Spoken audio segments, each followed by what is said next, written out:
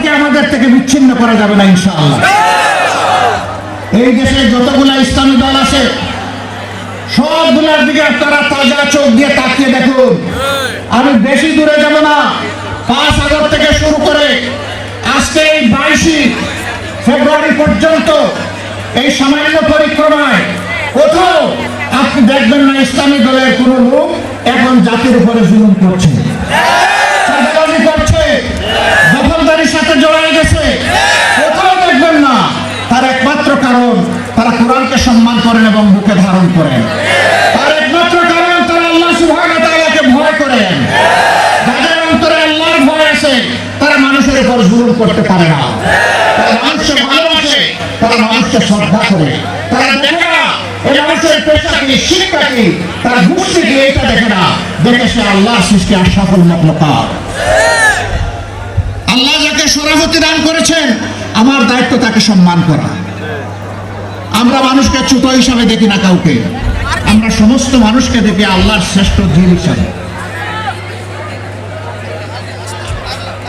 আপনাদের পাশে বিশাল নদী আছে। আমি একবার বরিশাল থেকে লঞ্চে ঢাকায় ফিরলাম সকালবেলা, সামার সিজন ছিল, গ্রীষ্মকাল। গাড়িতে উঠেছি, এ গল্প আমি বহু জায়গায় বলেছি, আমি এই রূপ ধরে রাখতে পারি না। কিছু দূর যাওয়ার পরে আমার চালককে বললাম থামো। সে বললো স্যার সামনে ময়লার ভাড়া দেখতে খারাপ আর গন্ধ আসতেছে। আমি বললাম এখানেই থামো, এখানে আমার কাজ। আমি 20 থেকে 22 মিনিট বসে আছি গাড়িতে। মাঝে মাঝে সেও আমার মুখের দিকে একটু ঘুরে তাকায়, আমার পাশে বসে একজন সহকর্মী তিনিও তাকান। তারা বুঝতে পারছেন না যে কেন এই জায়গাটায় আমি দাঁড়িয়ে আছি, কিছু বলছিও না করছিও। ওই সময়টা পরে গাড়ির দরজা থেকে বের হলাম, তখন এই জল্লাদের শাসন চলতেছে বাংলাদেশে 2015 সাল। আমার সঙ্গে আমাকে বললেন আপনি গাড়িতে বসেন, কি করতে হবে আমাকে বলেন, আমি সেরে আসি। আমি বললাম better you come with me, আপনিও আসেন আমার সাথে আসেন। দরজা খুলে পিছনের দিকে হাঁটা শুরু করলাম। ড্রাইভার বলতেছে স্যার গাড়ি ব্রেক করে আমি না এখানে থাকি। একটা খাবারের দোকানে গিয়ে ঢুকলাম, কিছু খাবারের প্যাকেট নিলাম, পানি নিলাম, নিয়ে আবার এসে গাড়িতে বসলাম। এবার চালক করতেছে স্যার যাই। আমি বললাম না আমার কাজ শেষ হয়নি। 5-7 মিনিট পরে আমি গাড়ির দরজা করে আবার নামলাম। সঙ্গীকে বললাম ভাই এই প্যাকেটগুলো নিয়ে আসেন আমার সাথে, আমিও কিছু নেই আপনিও কিছু নেই। দিয়ে ওই ময়লা ভাড়ার কাছে হাজির হলাম। ততক্ষণে একদল লোক তারা এই ময়লাগুলো বেলচা দিয়ে ডাম্পিং ট্রাকে উঠিয়ে শেষ করেছে।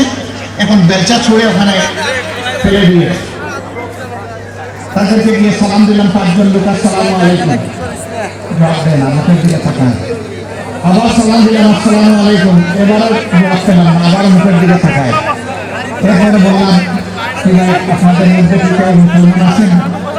একজন ভীষণ রাগ করে বললো আমি শুধু মুসলমান না, বাকিরা তো সব মুসলমান, তো জবাব দেয় না। কোনো সমস্যা নেই, আবার সালাম দিচ্ছি আসসালামু আলাইকুম। এবার সবাই সমস্যা হয়ে জবাব দিল ওয়ালাইকুম আসসালাম। জিজ্ঞেস করলো আপনি কে?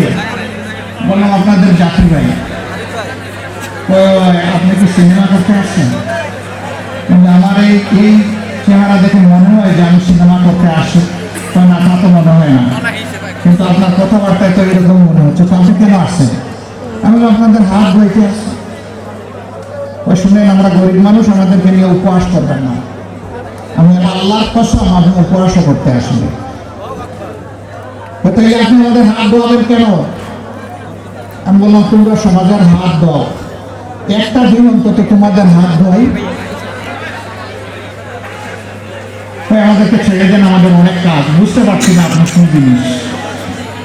আমি বললাম যে আমি বড় শক্ত জিনিস, হাত না ধুয়ে তোমাদেরকে ছেড়ে দেবো না।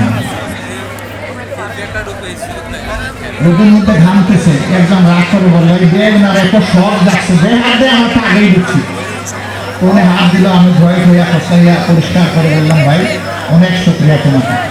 একজন করে হাত ধোয়া খুলে হাসে। আমার ধারণা আমাকে দেখে মনে করছে পাবনা হিমায়তপুর থেকে শিখে আসে, কিন্তু পাগল ছাড়া আর কিছু হবে না। হাত ধোয়া শেষ। এবার আমার 2 সঙ্গীকে বললাম যে একটু খাবারের প্যাকেটটা দেন। কেন লাগবে না? তোমরা তো চাও না, আমি খুশি হয়ে দিচ্ছি, তোমরা না এগুলো আমি বললাম যে বলো তাহলে কোনটা থেকে খেতে হবে, আমি আগে খাই একটু তারপরে নিয়ে যাও।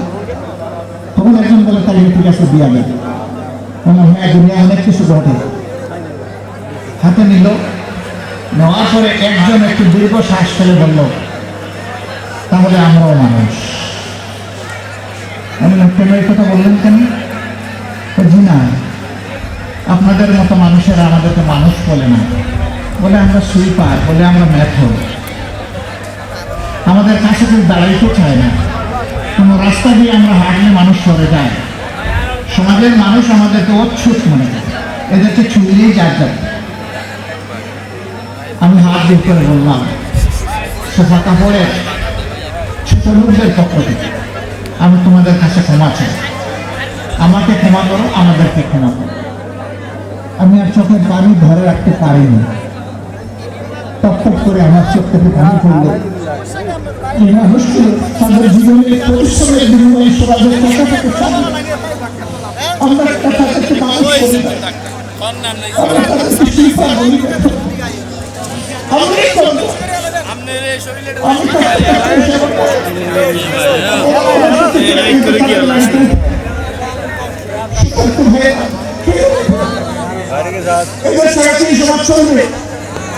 যদি না চলে